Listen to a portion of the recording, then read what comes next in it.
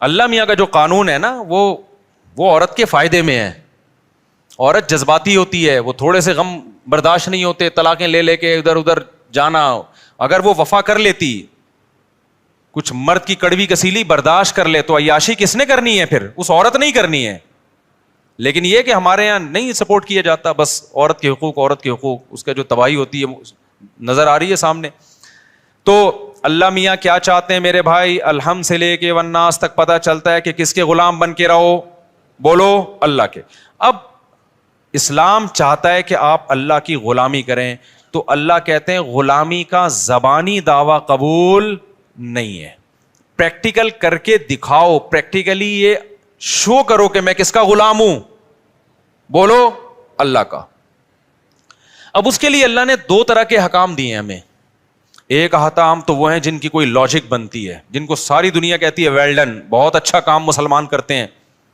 مثال کے طور پر مسلمان زکوٰۃ دیتے ہیں, اس سے غریبوں کو فائدہ ہوتا ہے. ساری دنیا کیا کہتی ہے؟ اسلام کا یہ برا حکم ہے یا اچھا حکم ہے؟ بولو نا, اچھا حکم ہے بھائی. مالداروں کی زکوٰۃ نکلتی ہے, جاتی کہاں ہے؟ غریبوں کے پاس.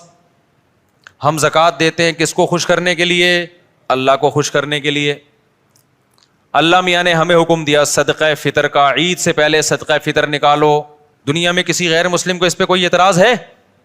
بولو نا, کوئی اعتراض نہیں ہے. دینا پڑے گا ہمیں, غریبوں کو فائدہ ہوتا ہے. ہم اللہ کی غلامی بھی شو کر رہے ہوتے ہیں کہ اللہ کے آرڈر پہ ہم دے رہے ہیں. تبھی تو ہندو تھوڑی دیتے ہیں عید الفطر میں, عیسائی دیتے ہیں عید الفطر میں, مسلمان دیتے ہیں. یہ شو کرنے کے لیے کہ ہم کس کے بندے ہیں؟ اللہ کے. اللہ نے ہمیں حکم دیا کہ عید کی خوشیوں میں غریبوں کو شریک کرنے کے لیے کیا دو؟ صدقہ فطر. اور اللہ نے کہا جس کے جتنے زیادہ بچے ہیں وہ اتنا زیادہ صدقہ فطر دے. حیرت کی بات ہے یار.